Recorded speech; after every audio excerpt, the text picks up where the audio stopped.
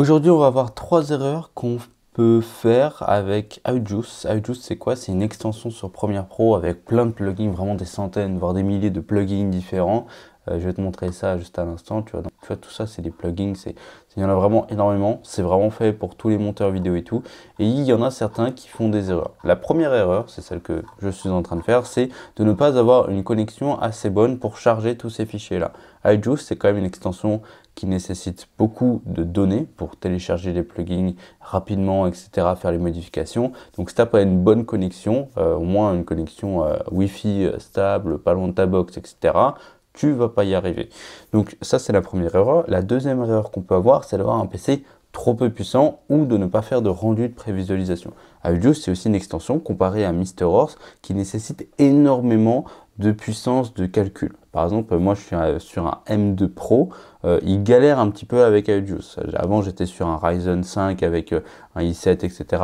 Il galérait mais genre à mort, c'était horrible à faire. Alors que sur MrHorse, c'est beaucoup plus facile en tout cas d'importer les plugins. Mais ce sont des plugins moins gourmands, moins beaux, on va dire, moins complets. La troisième erreur que tu peux faire sur iJuice, c'est de ne pas trier. En fait, quand tu as énormément de plugins, c'est facile de vouloir tous les télécharger, etc. Mais au bout d'un moment, on s'y perd. Et c'est pour ça qu'ils ont inventé ce petit système d'étoiles-là. Par exemple, si lui, je le mets en favori, en fait, je peux le retrouver directement dans cet onglet-là avec tous mes autres favoris. Bon, je vais l'enlever parce que je l'aime pas. Mais là, tu vois, ce sont quelques-uns des favoris que j'utilise vraiment très régulièrement sur mes contenus. Ça me permet de les retrouver beaucoup plus rapidement. La quatrième erreur, c'est quand tu vois, moi j'ai une petite animation comme ça, c'est super, c'est cool. Hop, je vais la mettre un peu plus grosse pour qu'on puisse tous la voir. Une petite animation de texte comme ça. La quatrième erreur, c'est de ne pas modifier en tout cas les plugins qu'on a. Ce qui est très sympa dans la majorité des plugins d'iJuice, c'est quand tu vas dans l'onglet propriété, donc fenêtre propriété, et que tu sélectionnes le plugin que tu viens d'avoir,